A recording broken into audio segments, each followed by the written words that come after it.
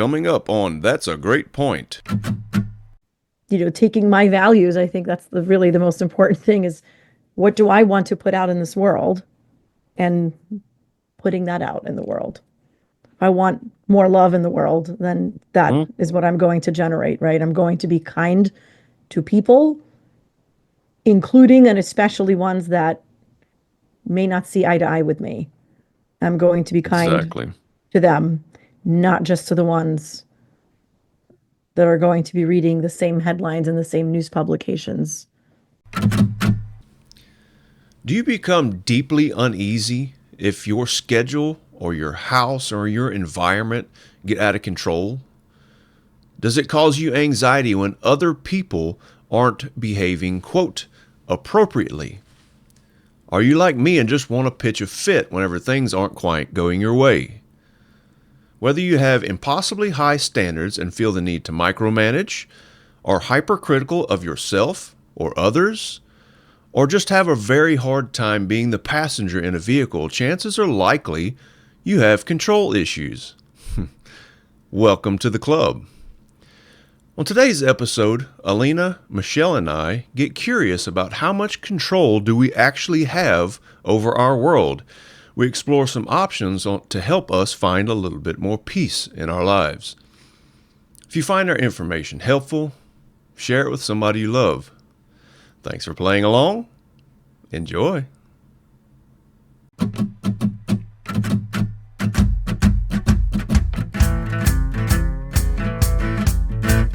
Welcome to That's a Great Point, the attitude adjustment for your soul, where co-hosts Alina Doran, Michelle Albers, and Lee Smart discuss deep topics around a life well lived. Let's start the show. Good to go. Okay, going live in 3, 2, 1, go. Oh, but this is like the call I just got is like it's the perfect introduction, like slide right into the topic of control because in my schedule, just like you had in your schedule, you had time yesterday to get ready for a meeting. I had time to get ready for this conversation. Getting ready included showering and getting clothes on. Just full disclosure. And that got completely intercepted with an unexpected, unscheduled emergency call from my child's school. I take calls no matter what from the school, right? Everybody knows, always.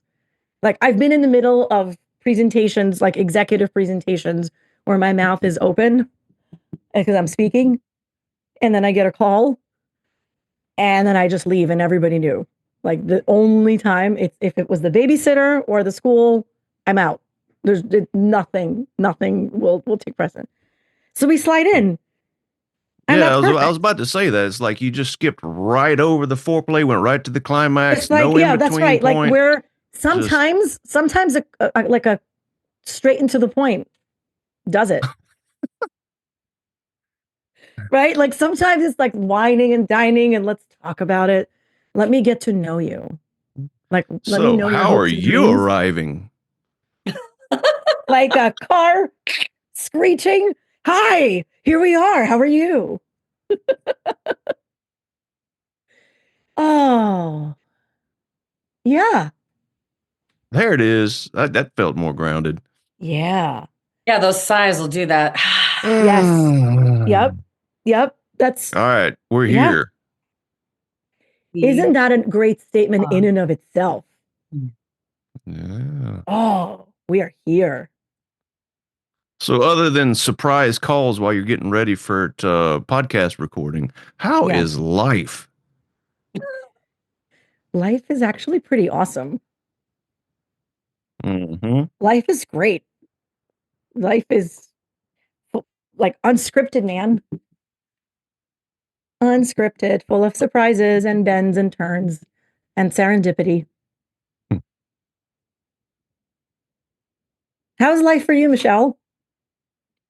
Life is layered and messy and complicated and beautiful and easy, all wrapped up into one. Mm-hmm. That's where I'm at these days. It's like somehow that's all present at the same time. And it's a little bit fascinating to me how that's possible. And somehow here I am. And that's all my truth right now. And connected. I feel like connected is really important in that, because I think the fact that I am connected with amazing people like you guys and others is why all of that can exist at the same time. And I don't feel like I'm going to fall apart. Like I'm good, you know? But I think it's because I have really good people in my life. And not that I didn't used to, because I say that and then it's like in my brain, I'm like, oh, and now everyone that's ever known me thinks that they're bad people. It's like, that's not what I mean. But I was a magnet for stuff that wasn't great, people that weren't great, but they're not in my life anymore, which makes life fucking beautiful. Oh, so I guess I'm punchy. How about that? punchy. Woo! Punchy today. Just keep it above the belt. We'll be good. Yeah. Punchy in a good, silly way, not in a harmful way. How about you, Lee? Let's hear it. Me? So that leadership retreat that I went to made me aware of some things that I didn't have an awareness over, specifically my impact in the world and things that happened in my past that caused me to act the way I do has surfaced. There's a lot of anger. There's a lot of just feeling neglected, abandoned from early on, and all that is resurfacing in a way that I felt like I've been damn near non-functional lately.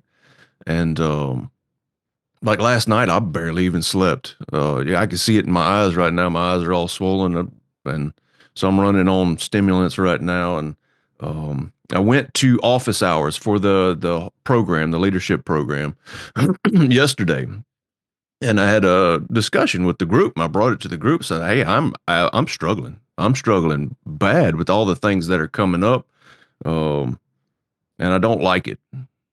And so I know that's exactly where I need to be right now in this moment, is dealing with the shit that I've managed to bury over the years. Because that's exactly what I've done is I've taken all this shit and I thought I handled it, and really all I did was just bury it. I covered it.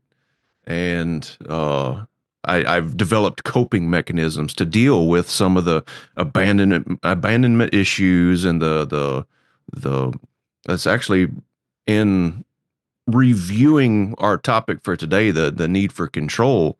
I'm seeing how I was able to move away from that need for control slowly but surely, but it's still there in weird ways that I didn't realize before. So before, whenever I was running my business specifically, I had unreal expectations. That was how control showed up for me when I was running my business. Like I had expectations of the world that were just sky high, and people just flat out couldn't meet them. And then I would get angry because they couldn't meet my unreal expectations. Um, and seeing how I operated in the world almost has me go, "Oh God, dude, you were a fucking asshole." So then there's this whole piece about, "Oh, you didn't know any better, man. It's okay." So the forgiveness and everything that comes with that. But anyway, the leader yesterday, he said, "You know what? I know you don't like where you are, and I am stoked. I am so happy that you are struggling right now because you're going through it, and this is exactly where you need to be." So I was like, "Fuck you, guy." Um, so yeah, there's a lot of stuff coming up for me lately, and I'm actually kind of excited to over the next few weeks continue to talk about it here, everything that I'm uncovering, because this is such a pivotal moment for me in uncovering and dealing with shit from the past that has just been buried away. I love the idea of at our core we are a diamond, and then shit happens to us, so that diamond gets covered in shit, and we don't like that shit, so we'll cover that shit in enamel. And when we start to do the work, when we actually really get into it, we start to chip that enamel away and the shit starts to pop up. And once we deal with that shit, we start to uncover that diamond slowly but surely. That resonates so much. I love that you're struggling for the same reason, because you can go many more years and pretend that everything's fine and it'll just sit there, right? All of that trauma and pain and defense mechanisms will sit there underneath the layer, and it will poison it, and it will color your world. So I'm glad, because to break through that layer hurts. Yeah. It hurts, and you're going through it, and I'm happy for you, because it's pain with purpose. It's a through line, right? You're going to get through it to the other side of it, and that makes me happy for you as a friend and a human. Pain with purpose. So we're back to S&M now. Well, I was childbirth. Jesus. Anything else that's worthwhile. It doesn't have to be. But what I was going to say is, the diamond, I say gold. Like, I've had these conversations with my kids, right? When there's like, behaviors that get in the way, defense mechanisms that get in the way, I'll say, I want the world to see. I want to like clean this like mud off and the spikes. You've got some spikes and you've got some like turds stuck to you. I want to clean them off, because I want everybody to see how incredible you actually are. Mm-hmm. And this behavior makes it hard for people to really see you. So I want to get a cloth and like wipe it off, because you're amazing. Yeah, that's like buddy. Really you, right? So you're coated in some dung. Yeah. Some dung and some needles. Like, nobody wants to pick that up. Everyone's going to walk around you. That's beautiful. Yay. Pain with purpose. I'm excited about also exploring all of your, like, going through this journey. So you want to wade through my shit, is what you're saying? It'd be so fun. No, I'm just kidding. It's not fun. It's. I want to meet your inner children. I'm so excited for you. I mean, and this is it. Like, I don't know. The more, well, and it's just because recently I did an inner child thing, and I'm in my inner child right now, several ages. Just the more I think about healing and finding those, like, abandonment, and then how rage happens, or anger, or fear, or control, that all of those coping mechanisms come from our inner littles that didn't get what they needed, or that just didn't experience life in a way that they wished could have been theirs. And that is like some of the most powerful work. And like, I don't want to meet your shit. I want to go in and sit next to your littles and talk to them. And that feels like shit. Do you know what I mean? Because the littles are messy, and they're pained, and they're powerless often. But like, to go in and just be like, hey, buddy, how's Aaron doing? I want to meet you. I want to talk to you. I want to know, what did you need that you didn't get, and how can we support that? We being a collective, because that'll take you to your knees in a great way, but just take you to your knees, and the rage becomes every emotion you can possibly imagine to process. Mm-hmm. And give yourself like what wasn't there, but that you still get to claim, which is a weird thing to say. It's so fucking beautiful, but it's so icky. It is. So you talk about meeting my littles. Middle school me was an asshole and a half. Acting out, lashing out tremendously. It was so bad that I've made teachers cry. I had one teacher in a parent-teacher conference says, I gave up on him months ago. I don't even bother messing with him. So it was bad. And it was because I was trying to exert power over a powerless situation. I was lashing out as a way to say, look at me, I need help. Well, and potentially, because I'm coming back to that control thing, and potentially so that no one could possibly want to like you, so that no one could possibly abandon you. So it's your way of controlling the external world without actually controlling the external world. And it's a super sneaky way to do it. And it's a way that just hurts you, you know? Yeah, what you said there is so huge, in that it's to put up these walls, to put up the defense mechanisms, to make sure nobody can get in, because if they can't get in, they can't hurt me. Right.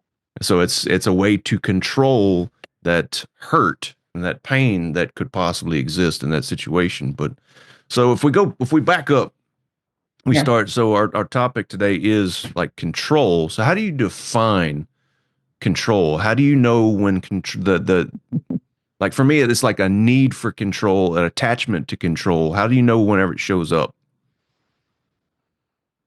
Fear accompanies control. That's one tell. I'm A not. I wasn't contraction. afraid. I was angry. That's one possibility, right? That's one. I think we feel a contraction sometimes. It's a body response if we listen to it. It's also often reactive. Control is in response to something. We are reacting. Oh, you're about to say something a second ago, Michelle? Well, I think it does come from fear because it's the fear of being abandoned is the root of it. It just shows up as anger. Right. So I also think I mean, and maybe control, I think control can be two-parted. I think control can be the attached, scary kind that really is harmful to yourself and potentially others. And I think then there's this like, I don't know that I would call this control though, but like there is I do have control in my choices of my inner world. And that's what I spent a lot of time working, building that muscle. But I don't, maybe control because it has such a negative connotation isn't the right word. Maybe I have wisdom, or maybe I have, discernment, or maybe it's a different word, but control, like if I think back to how I mean, I controlled my external world as much as I possibly could, and it was all to avoid pain. I didn't want any more pain. I couldn't be hurt again because if I was hurt one more time, it would break me forever. And so it was like, I have to control this. And sometimes that was pushing people away. Sometimes it was giving everything I had away, right? Like of myself. Sometimes it was creating distance because, well, the same as pushing people away, I guess, but also just sometimes not showing up. Like I'm not going there because that's going to be painful and everyone's going to make me feel like shit. And so I'm just going to choose to, which is such a pained life. You just don't realize it because it feels safe in the moment because you've never actually spent time looking at those wounds and those pain points. It feels safer to be like, okay, I'm putting myself in situations where I know exactly what's going to happen because I'm controlling the whole fucking thing like I'm some sort of puppet master, which is ridiculous.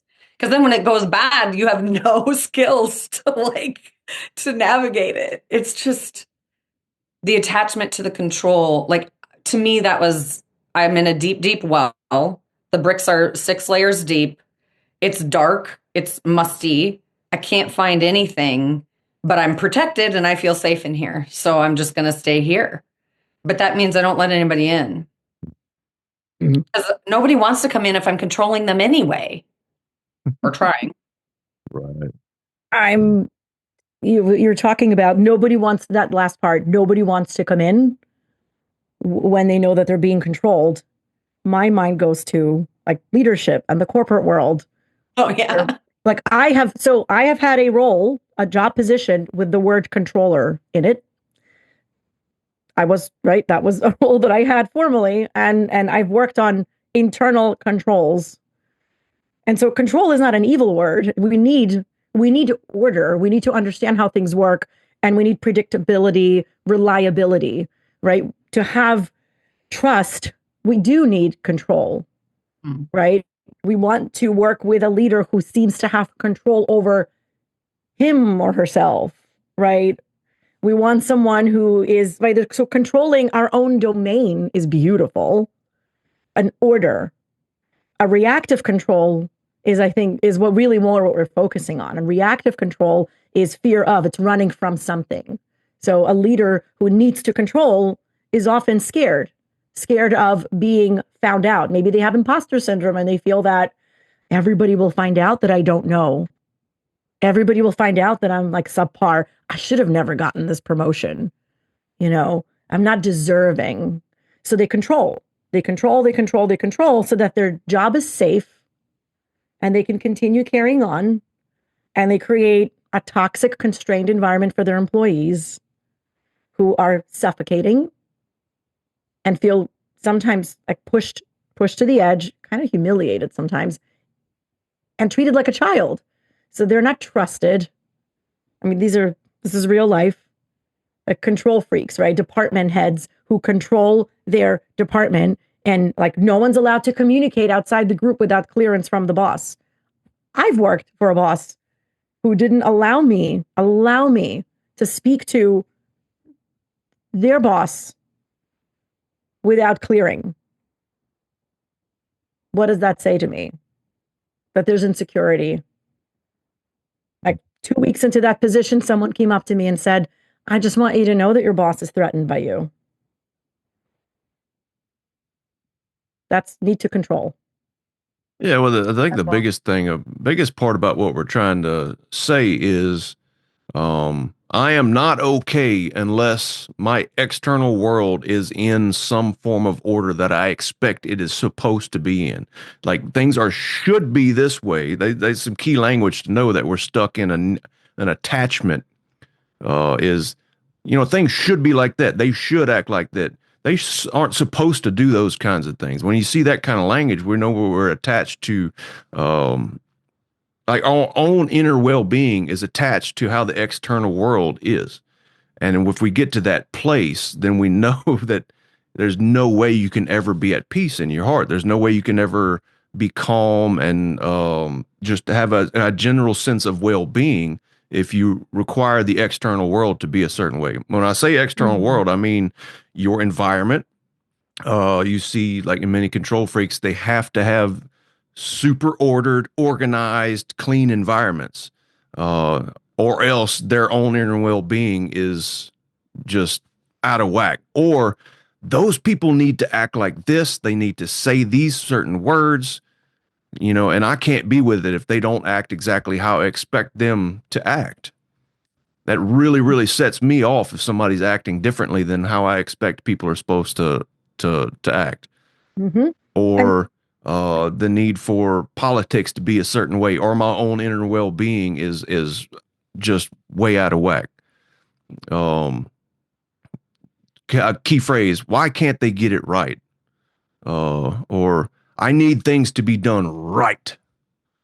That's how we know how we have an attachment for control. That's how it showed up for me whenever I was running my business. Hey, nobody can do this the right way. I'm the only one that can do it the right way. Ooh. Where right equals your way, right? Mm-hmm. Exactly. Mm-hmm. Exactly. And that's control. Control, over-indexing on control is our fear that we can't handle our world.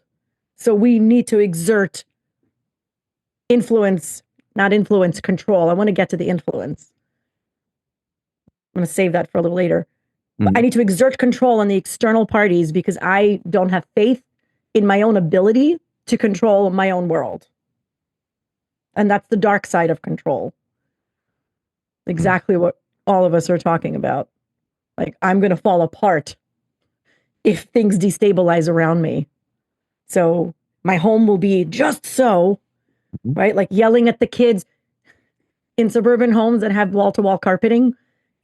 I would go to my friends' houses when I was a kid, and sometimes their parents would yell at them if they would disturb the vacuum marks, like a freshly vacuumed carpet that has the marks that the vacuum leaves. If you disturb them, they would get upset because they are messing up the room. Like the floor is for walking, like the living room is for living. Mm-hmm.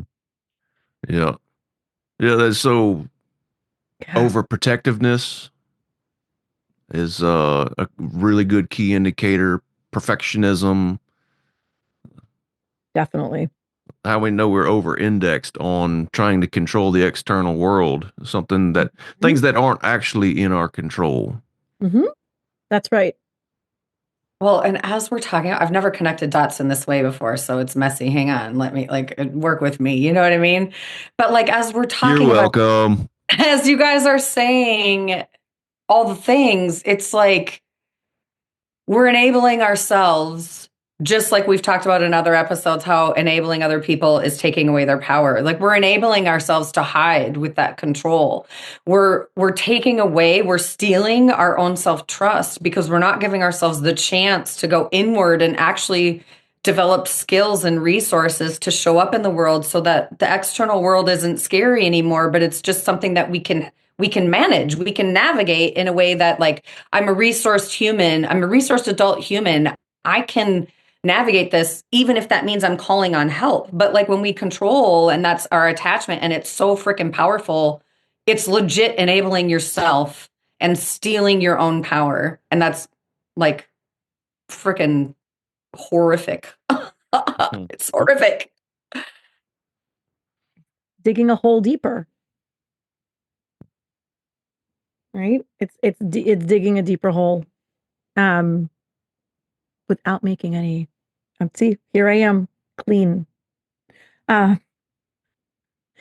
thinking about control versus influence, right? And inspiration. Again, when I think about bosses, leaders, the best ones are definitely not the ones that micromanage and over index and control their staff and create rigidity to the point where there's suffocation and there's no innovation, creativity. People are fearful to come up to you with ideas, or they're fearful to tell you when something's not working. So you're breaking psychological safety when you overdo it on control. And instead, right, moving towards influence. Well, yeah, I mean, people can feel it whenever your sense of well-being is disturbed by things being out of control, like in quotes, out of control, right? Whenever things don't go exactly how you want it to go and your own inner well-being is disturbed, it creates a barrier between you and other people because they can feel that and they don't want to go disturb your own inner well-being. They don't want to have to deal with the fallout that may happen in those particular situations.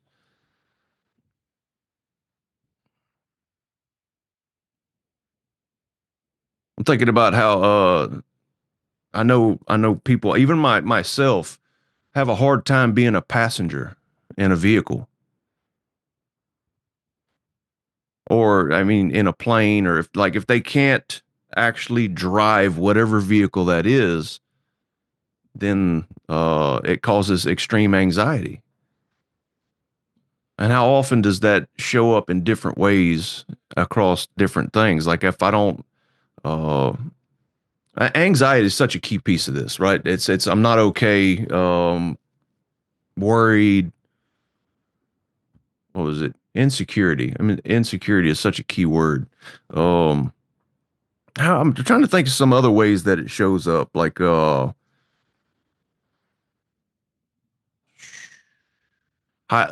highly structured schedule.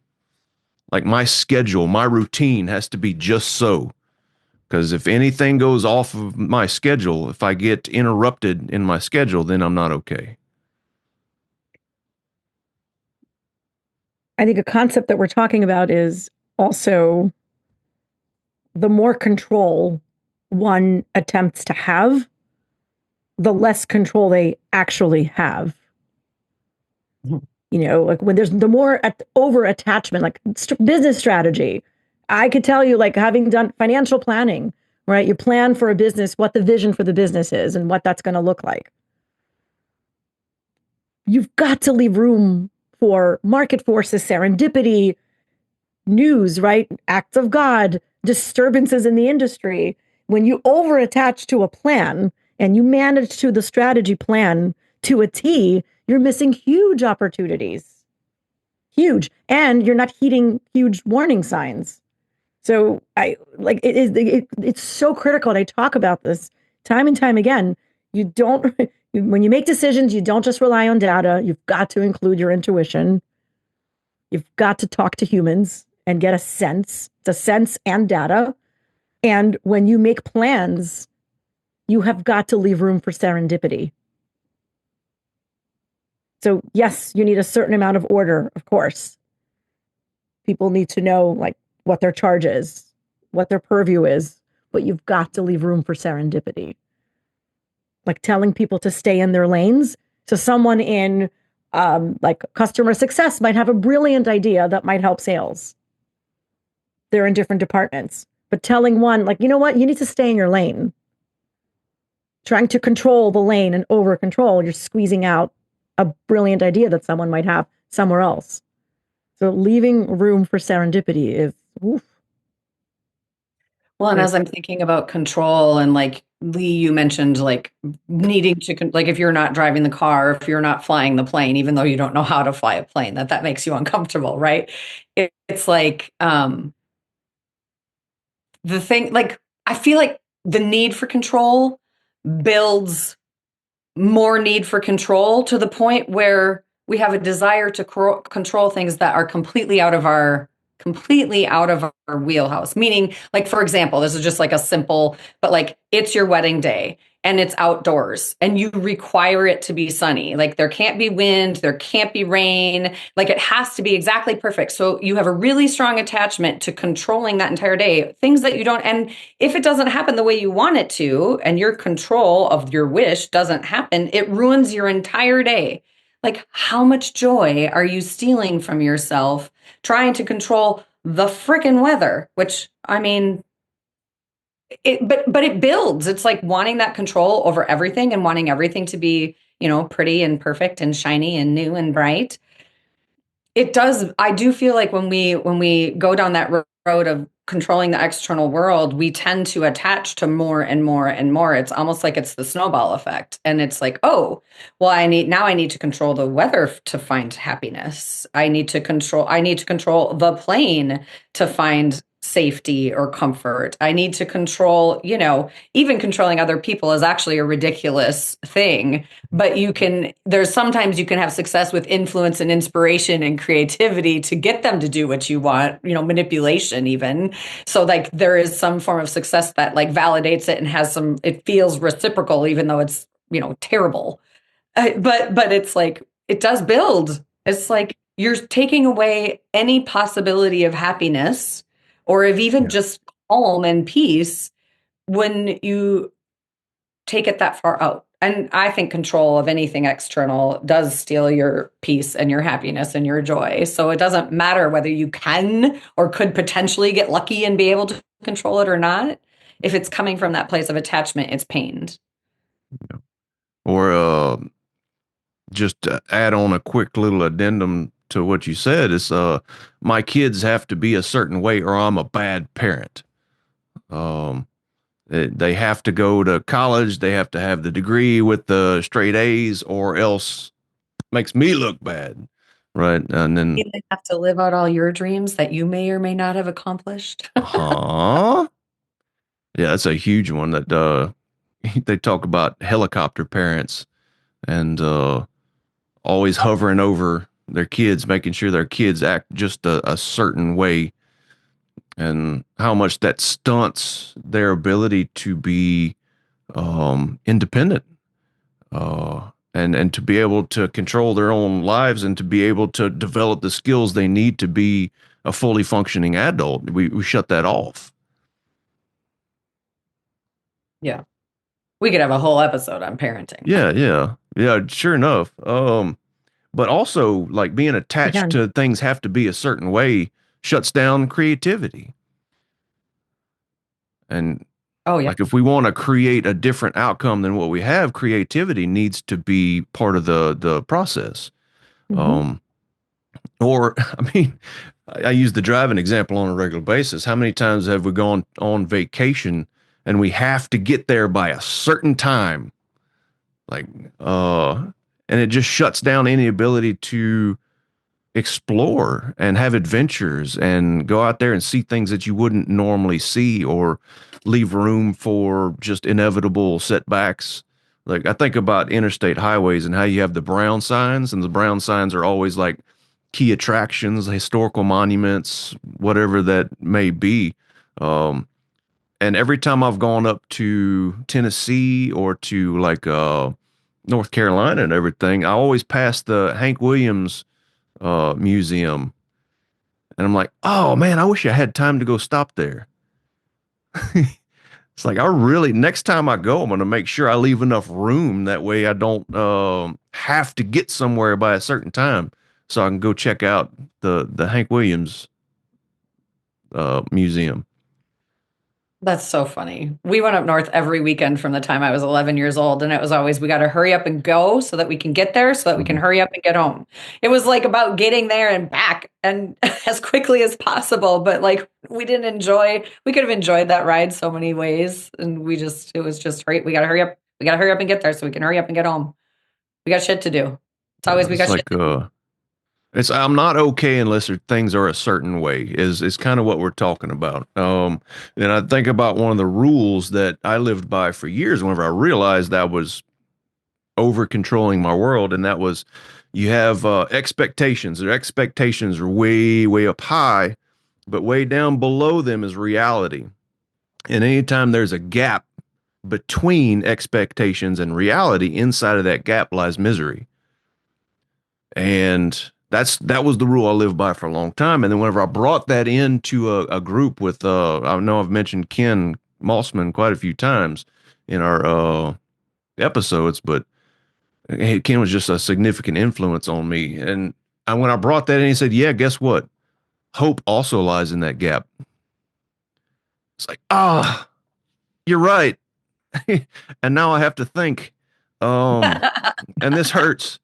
But so to the next evolution of this idea it's been attachment to expectations is where the misery lies, not the expectations themselves, because expectations are actually very, very healthy because it gives us hope to have expectations that things are going to be better, different than what they are. Look, I feel like I'm going to grab this mic real quick. I'm going to drop it.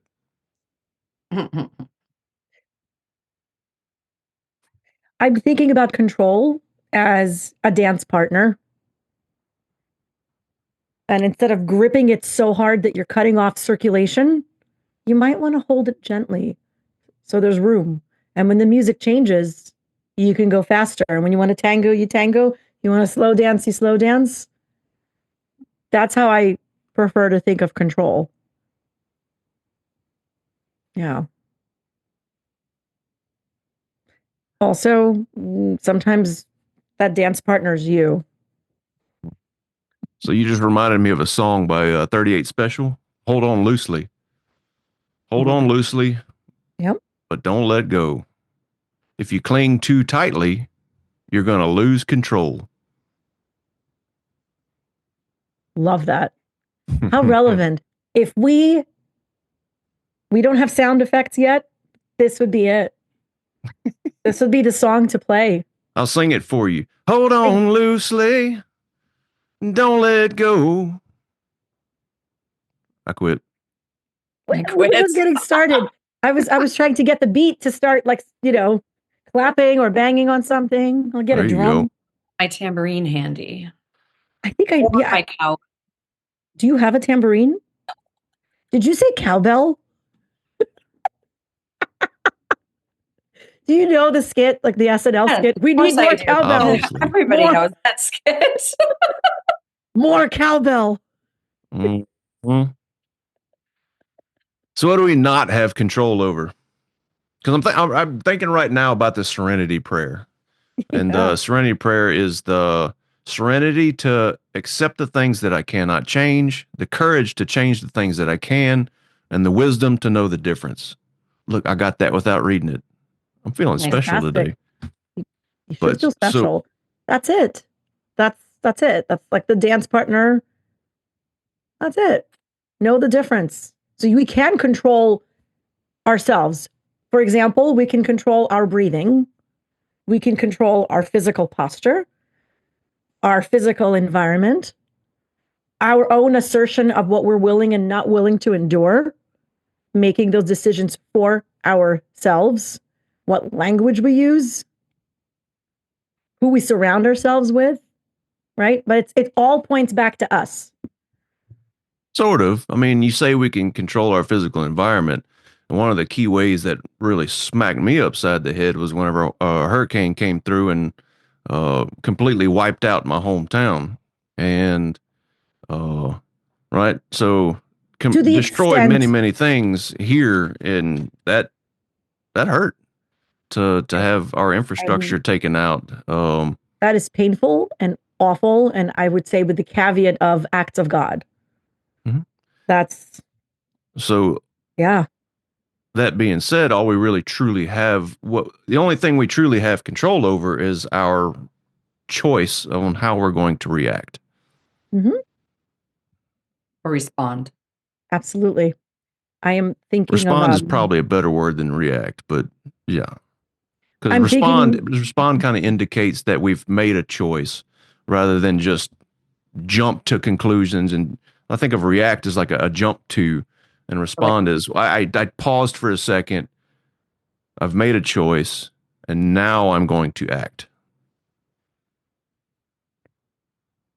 I'm thinking about Viktor Frankl and the man's search for meaning, and talking about control. And this is what he talks about, right? We can control externally what happens to us, but we have the freedom to choose our attitude and our response. What's that? So we've got a song, we've got a Viktor Frankl, we've got metaphors galore. I'm curious, what's the opposite of control? If you have to choose a word that stands on the other side, what would that word be? I feel like most people would say chaos, but I'm not sure I land there. Freedom. Surrender is the first word that comes to my mind. And yet that can also have negative to it as well. And Michelle, you already mentioned it earlier, talking about how not choosing is a way to exert control but it's not a healthy way to exert control. Because it's still, not choosing is still a choice, and we still have to deal with the consequences of whatever happens. So surrender is not exactly it either. I think about I see bumper stickers all the time say, let go, let God. And, at the end of the day, yeah, sure, it is in God's hands, but we have to do our part. There was a saying, I think it was in Yiddish, God helps those who help themselves. So you've got to do your part. You're not absolving yourself of responsibility. And the word that pops out for me as we're talking is faith, sitting on the other side of control. Faith, that it beyond surrender. It's not even surrender. It's faith is recognizing that there's a world out there and things will happen, and we get to choose if they happen to us or for us, and we get to choose how we react. We have faith that we will choose something that will be generative and in our highest good. That feels pretty good as the opposite. And I'm thinking what other words. I mean, freedom is one that comes to me. Freedom? Yeah, because choice or control keeps you tethered. Even controlling your inner world keeps you tethered, because some days you don't have the capacity. It changes. So if you expect it to be static and consistent and non-variable, good fucking luck. Yep. Doesn't work that way. And so the word control in and of itself can get really messy really fast. And I just think, what if? What if control is malleable? What if control and where it's most effective and most helpful changes on any given day? And it's less about the control and more about the choice and the discernment and the observation and the wisdom. And it's not about controlling anything ever. It's just about choosing it. Choosing how you want to show up, choosing how you want to engage, choosing what you have the capacity for, being really fucking honest about that, because some days it's not much. And some days it's a whole hell of a lot. And are you holding back because you're afraid to get too far? Right? Like there's so many layers to it. Yeah. The word experiment comes to mind. Like, what kind of experiments can you run in your life to see what the outcomes may come about?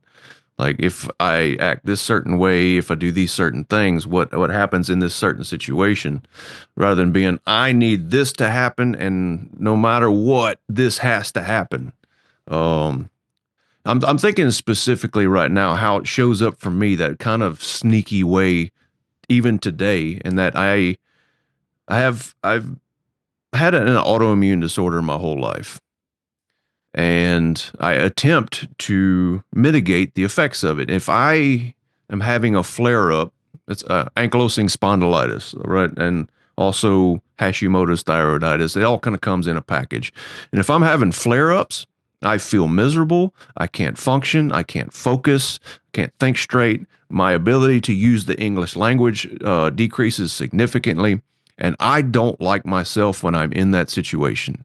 I don't like who I become. I become grumpy. I get in a bad mood. I am very much so attached to, I need to do a certain amount of work or else I'm not okay.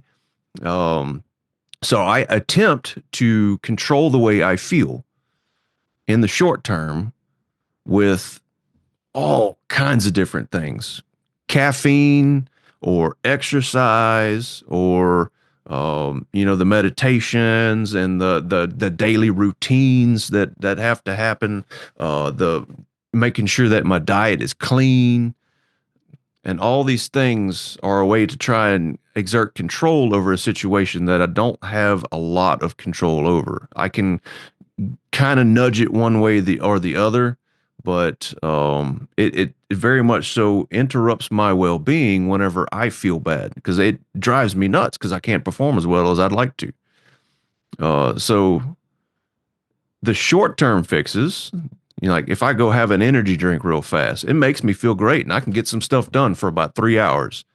But the repercussions of that takes me out for 2 days. 3 hours cost me 2 days. But yet for some reason the short term in the moment feels more worth it than just sitting in that shit and actually being okay with feeling bad for a little while and allowing it to pass normally. You just described the whole healing journey. We do it when we're stuck in our inner child pain points. We do it when we're stuck in a wound. We do it, Right. look for that quick fix to get us out of the pain. Right. It's numb, it's avoid, uh whatever it takes to not be here in this shit. I'm going to try and do it. And what yes to everything, and what makes it so difficult to, what's so easy to get stuck is when you go through the journey alone, seemingly you're doing all the right things. Like you're meditating, and sure, you have a cup of coffee. Who doesn't? And you have a routine and you wake up and you work out regularly. Good for you. To the external world, all of those things are signs, symptoms of a highly productive, disciplined person. Great. Good for you. And so when we go through these things alone, we just sit with it. We don't know that we don't know that we're sitting with it. We just proceed and carry on because society tells us those are good things. But in your case, what you're talking about, those are deflections. They're just defenses to look away and not look at the hurt little boy who needed something he didn't get. And to sit with that it burns. Who wants that? So having that community, I'm thinking about that every time we talk about it. It's when you have someone there to bear witness that you could feel safe with to talk about these things. In that space of safety, they can call it out and tell you, reflect for you what they see. And that's powerful. That's so powerful for someone else to really see you. Like Michelle just pointed out about the kid, the child, and the whole healing journey.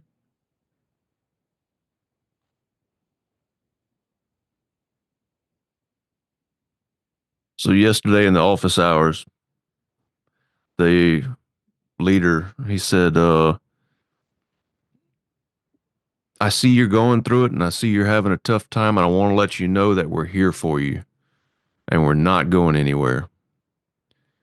And I swear that's quite possibly one of the first times I've ever really truly believed that. And it brought tears to my eyes that somebody was willing to go in and sit with me in the shit.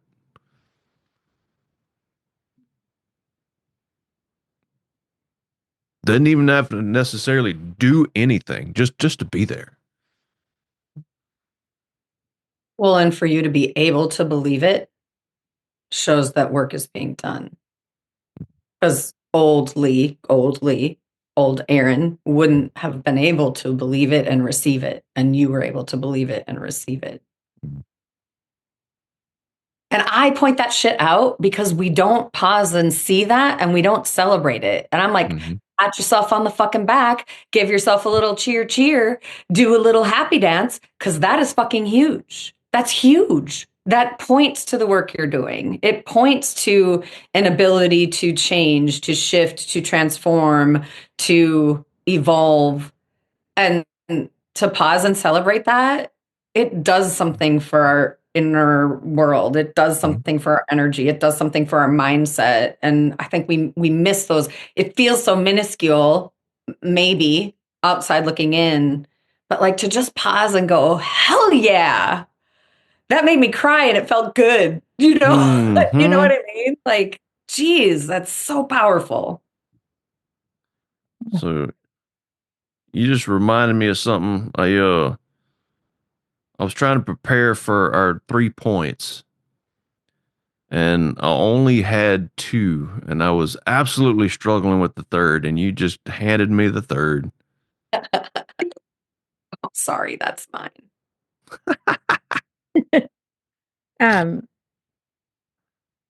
What Michelle just pointed to, I'm thinking again to faith. The fact that you believed, that's a great call out, because that's you generating, building faith that there is a caring world. Like maybe you can believe that they really see you and they're not going anywhere. They care, and they're sitting in it with you, beside you. Yeah. I've cried for like 45 seconds in the last week and a half. I think that's probably about 30 seconds longer than I've ever cried in the last 2 decades. I've seen you cry. I'm just going to say that. we've been in some work. Hold on. I'm over exaggerating the numbers a bit, but it's yeah. That's kind of gets the point across, and that something in me is shifting significantly in these weeks that are passing now. And it's messy. It's absolutely messy right now.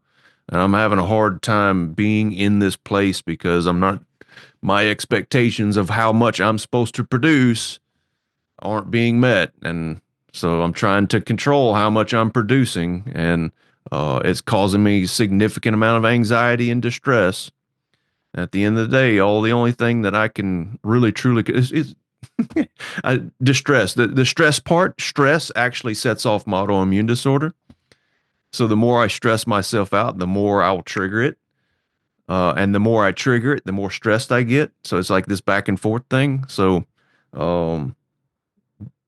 it's kind of just being okay with the shit and allowing it to exist, and sitting with it while it's here is such a huge piece. But so y'all have anything else y'all want to add before we move on to our 3 points? Take it away. Oh, control. My first point is about what's come up over and over and over in the professional world with strategic planning, long range planning, where you make a strategy and you hold it, you put horse blinders on and you commit and you overcommit, making yourself blind to what's happening, making the strategy perhaps less viable, less practical, needing to adjust, right? Forcing a square peg in a round hole. And recognizing that can be a hit to the ego, a hit to our self-esteem, how we think about ourselves. So leaving room for serendipity is a really important thing when we do need to make decisions that are external to us. Plan, but leave room for serendipity. That's one. Another is, if control is your dance partner, hold tightly. So if we're holding tight, we're cutting off circulation and we're squeezing out the air and we're squeezing out creativity, innovation, possibility, and trust. And so hold it and dance with it so that you can adjust in the tempo from the tango to the slow dance to the cha-cha and what have you. And the third is, opposite of control is faith. And it's faith that you will choose wisely, faith that if you choose less optimally, you will be course correcting, faith that you have capacity and you have in you what you need to be safe in yourself and in this life. Yeah. Control. Consider the possibility that you don't actually have any. Not even of your internal world. And here's why I say that. If you are attached to an outcome of any kind, you actually don't have control because you can't possibly know all the moving parts. So it creates a disconnect, it creates pain, and consider the possibility that you don't actually have any. What you do have is you have choice, you have discernment, you have wisdom, you have lived experience, and I'm hoping you also have like resourced humans around you that you can lean into. So it's not that you don't have resources and tools and skills, but control just might be the thing that's keeping you trapped because it comes with a lot of attachment. That's my one. Two, this is going to sound weird after what I just said, but I remember one of the biggest moments. I don't remember what I relinquished control on or refocused control on, but when I actually allowed, I think it was allowing, like that's funny that I say it that way, but in that time, that's where I was at, allowing someone to do something their way and not forcing it or controlling it. And then it actually turned out to be a better way. And it created like this space and freedom in me, and really like a lesson of, holy shit, if I don't control things, there is a possibility for a better outcome. I just have to be open to actually witness that and understand that it's not necessarily going to be true every time, but it is a possibility every time. And there's something about that that I find beautiful. And then the other, this is similar and maybe even the same message in a different way. But the thing about control is, and attachment, I'm going to connect those two things. So many times people come into my studio and are like, I want to achieve this thing.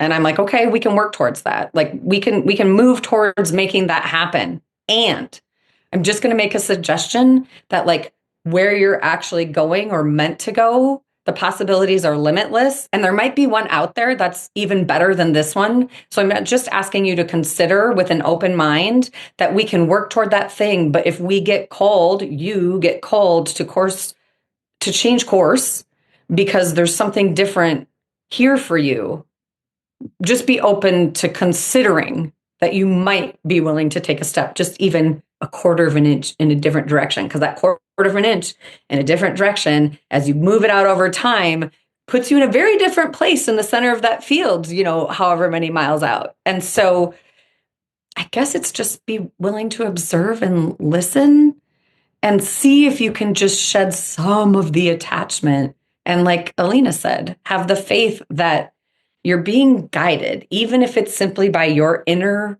wise self. And if you're a spiritual person, then being guided by divine. And what if you lean into that and it helps you soften the control?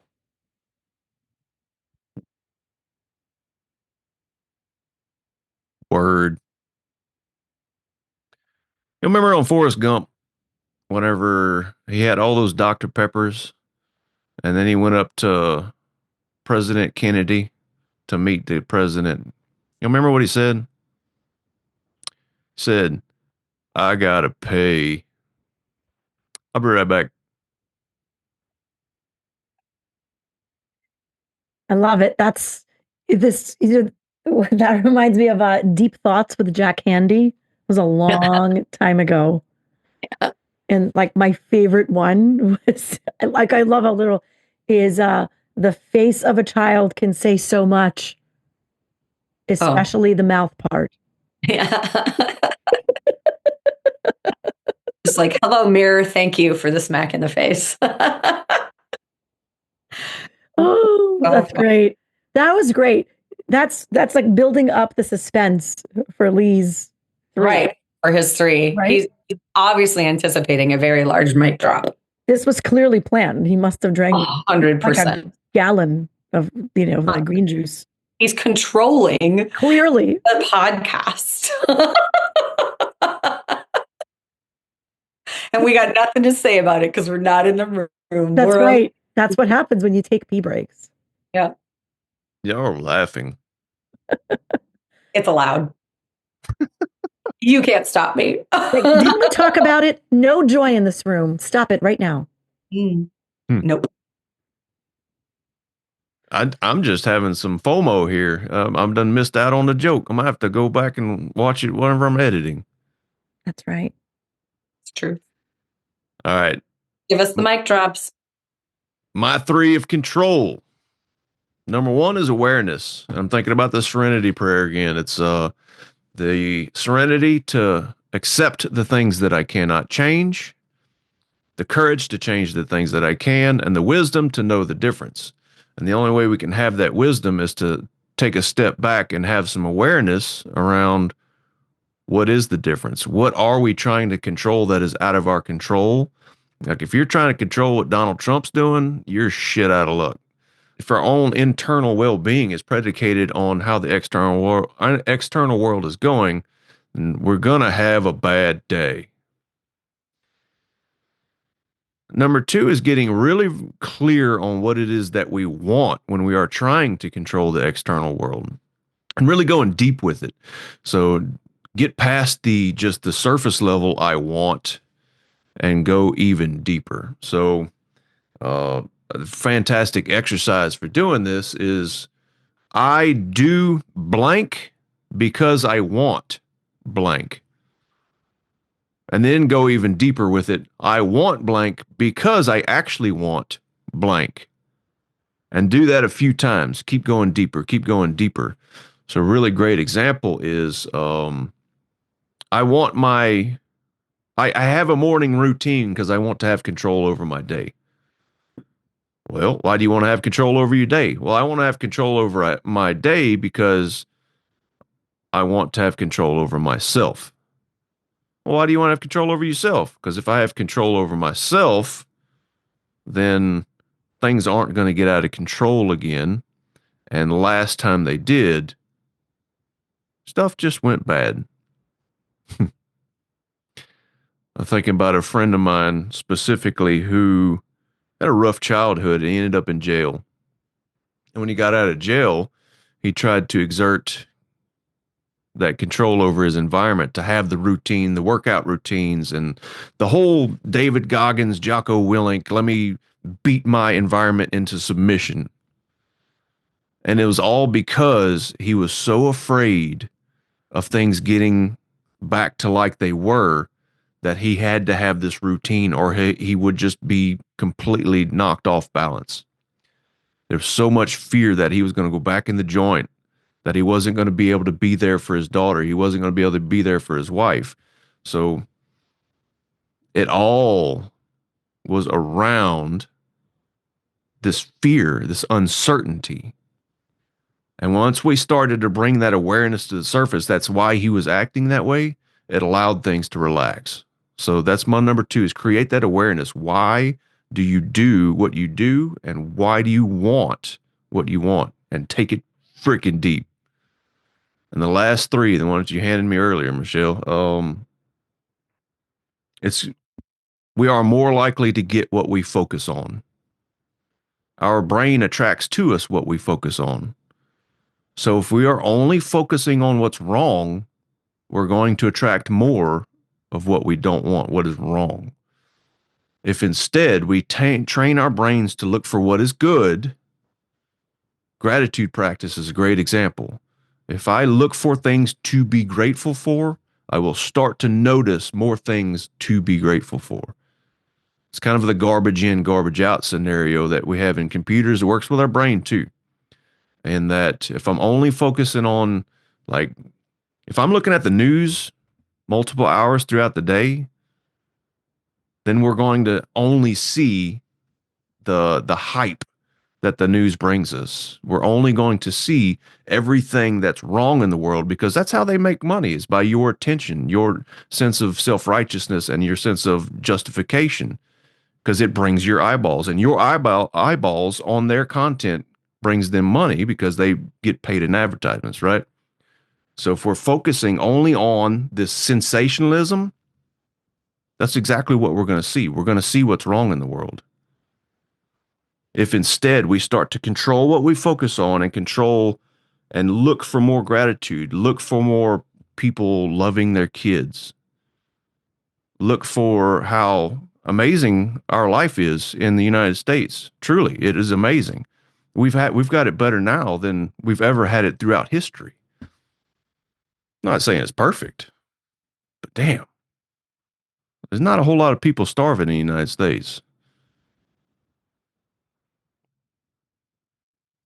So that's number 3. Focus on what it is that's going right, that gratitude, things to be grateful for, rather than focusing on what's wrong. And that's just what I got. There it is. There it is. And it is. Here we are.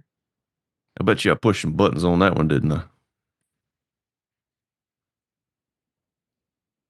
But, I brought up the politics because I'm in a couple of groups that it seems to be all they could focus on is how horrible things are going right now. And yes, there's plenty of reason for certain people to be upset because there's a lot of hate and there's a lot of fear being spread. And at the end of the day, if we can't control it, if we focus on it, it's only going to bring us more misery. It's only going to bring us just our own inner well-being is going to be set off, right? So that could be a tough one, that balance between what do I want to focus on and what can I control, what can I not control. So I just thought it helpful to bring the real, because that's real right now.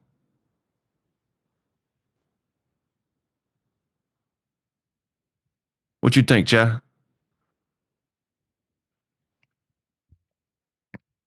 Um, I mean, politics is raw and difficult for all the sides, right? Mhm. 'Cause it's I think less division it could do us good.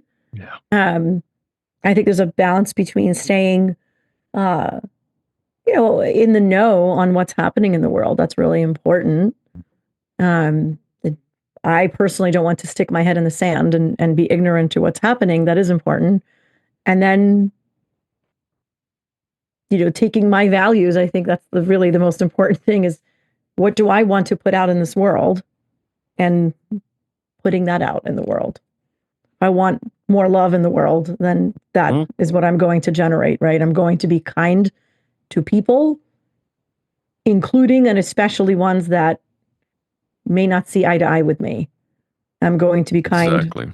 to them, not just to the ones that are going to be reading the same headlines and the same news publications as me, although I'm pretty diverse in what I read. But yeah, I think that's where I am. It's definitely a live wire to touch, right? It's raw for everyone.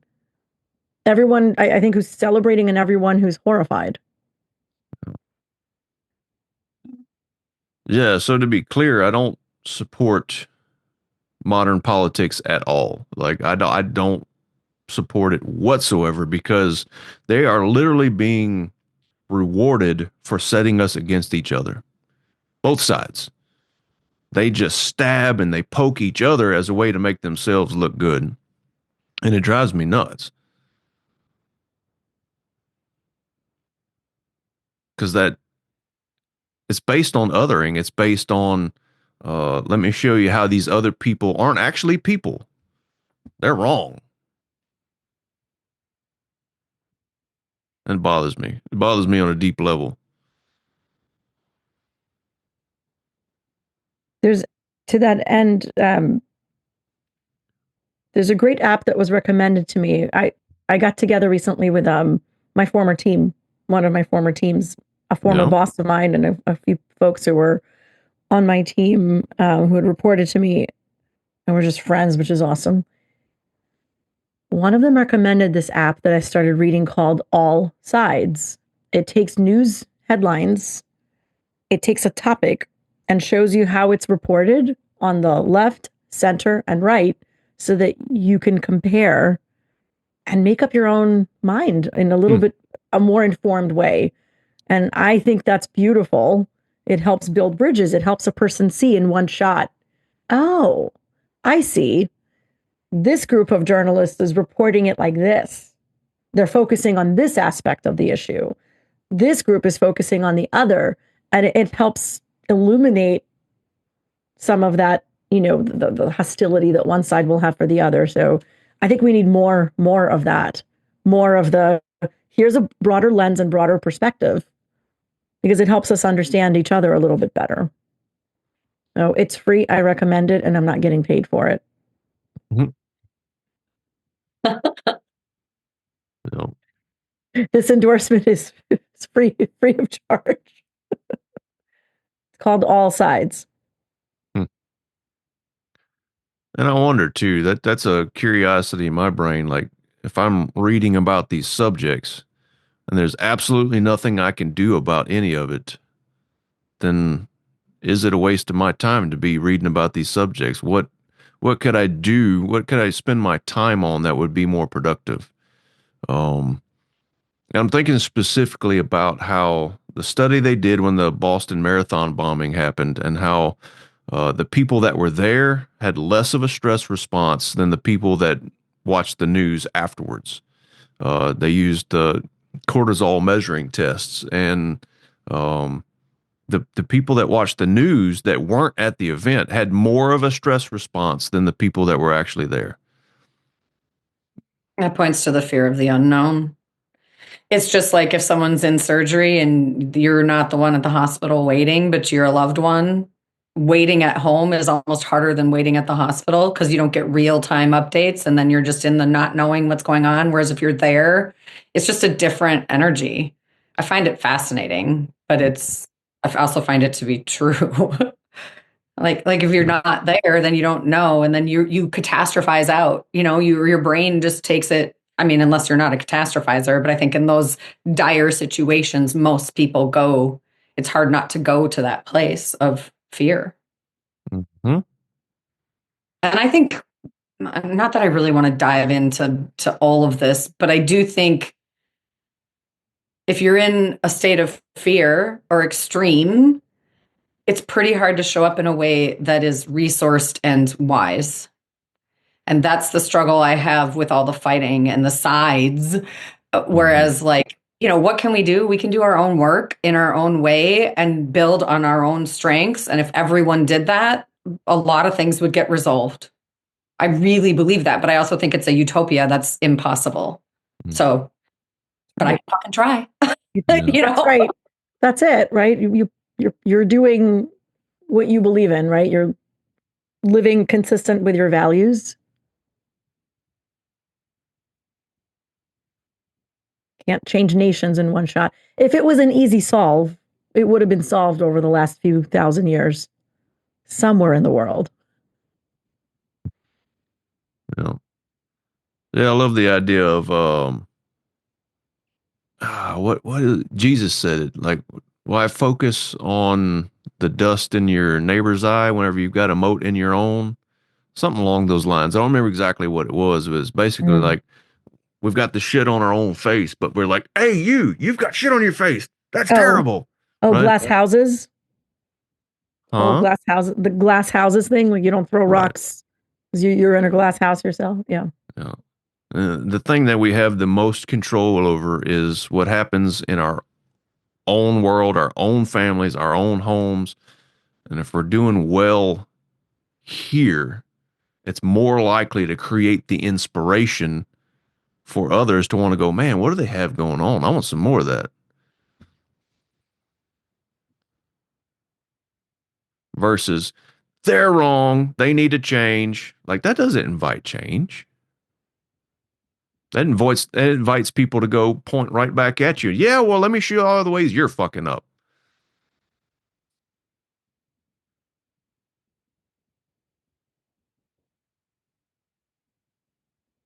We done took it deep today. Fucking love it. I want to make it very clear that I am also in the room with you, Lee, and I am here as a resource if I can support you in any way. I'm saying that from my heart and my soul and my being. I'm really glad that you said it explicitly because sometimes we take for granted that, like in this case, that Lee knows, of course, we care and we're here. Yes. I'm really glad that you said it. Sometimes it needs to be said and said again. Well, and it's big stuff, and sometimes have a door open over and over again is important. Yeah. And me too. I was going to say hashtag me too, but no, just me too. Yeah. Right on. That's a wrap.